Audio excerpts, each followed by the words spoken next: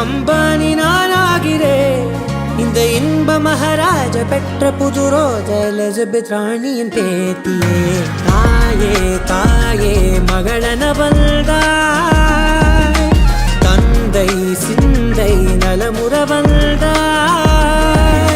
நீயே லோகம் என்று ஆனாய் பெண்ணே, என்னை ஆளும் தெய்வம் நீதான் கண்ணே.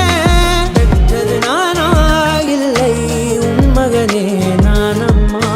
தாயே தாயே மகளன வந்தாய், தந்தை சிந்தை நலமுற வந்தாய்.